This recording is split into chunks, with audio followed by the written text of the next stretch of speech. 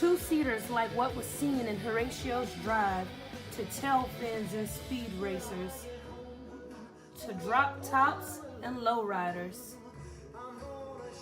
The American car culture and all of its mysteries. But how did we get there?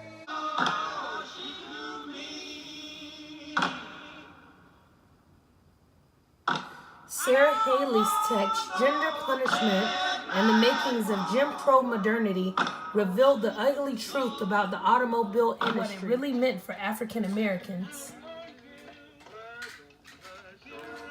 Since its beginnings, the car has been a symbol of masculinity and supremacy, and for Americans that meant being a white male. If you were anything other than that, you did not belong in a vehicle. On the highways and byways and wearing a frown. You hear them mourning their lives away.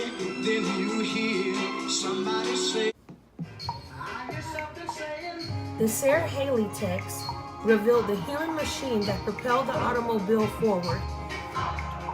When Ford began to produce automobiles using an assembly line, the price of the automobile declined, which meant more Americans could afford them and would be driving. While the price of the automobile declined, the need for better roads increased. In the South, this meant there was a need for cheap labor. The South solution was the carceral regime.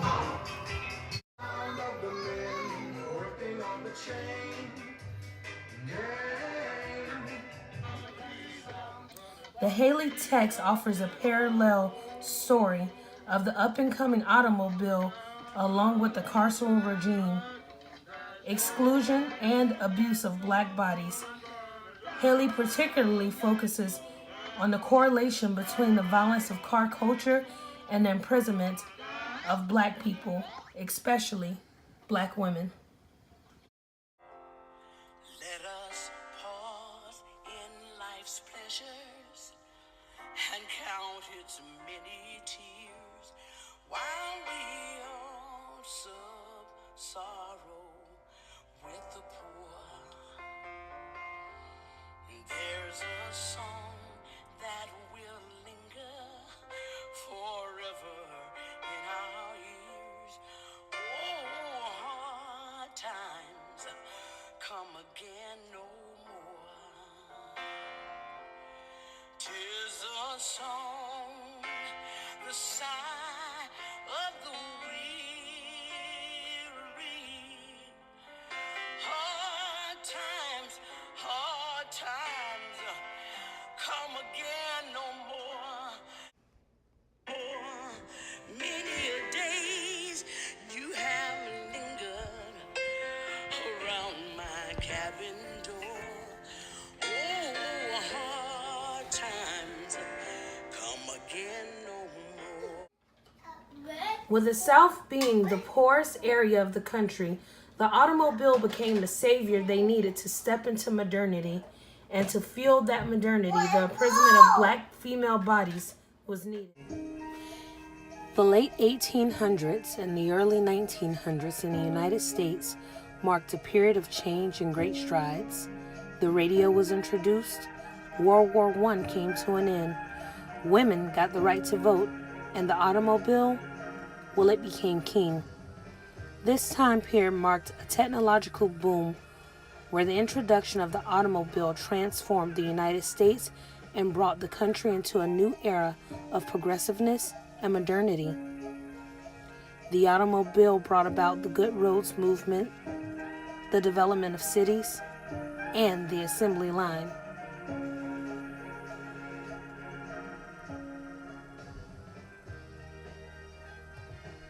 Wells, in his essay, The Road to the Model T, Culture, Road Conditions, and Innovations at the Dawn of American Motor Age, looks at how the car culture formed in America, starting with the Model T at the center of the American automotive revolution, primarily for its dramatic price cuts and the mass production techniques that made these price cuts possible.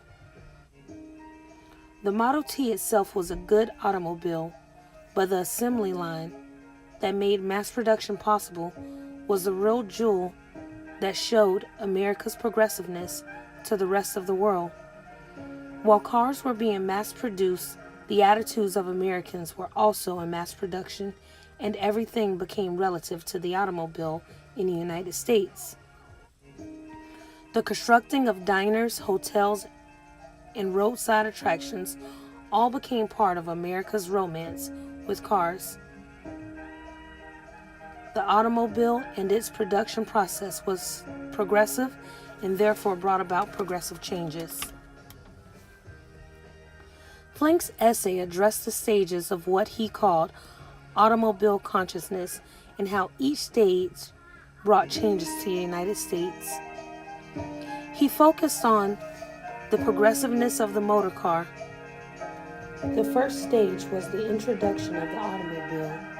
In this stage, the automobile caught the attention of Americans and became a must-have item.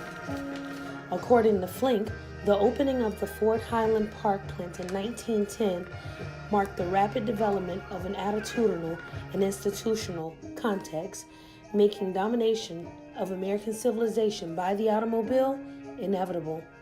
The second stage, of course, involved mass idolization and accommodation to automobility that transformed American institutions and lifeways. Historically, these stages not only exhibited progressiveness through the means of technology or the geographic opening of the United States, but also progressivism in thought patterns of people in the United States, defined in terms of privatism that became a new way of thinking for Americans. The automobile offered control over one's physical and social environment, making individualism a new progressive venture for people and a new way of life. As the car became a commodity, its existence became tied to individualism in nearly all development in the U.S. The automobile industry yielded legislation for American roads, development of the country, and new private spaces. The automobile and all that came after it became the basis for a civilized modern existence. The process in which the U.S. developed is a direct necessity of the automobile.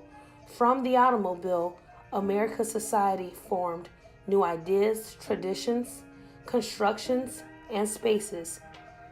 Everything from presidential processions, road tripping to McDonald's is attributed to the automobile. With new roads came new ideas and new inventions, and new ways to make use of the roads.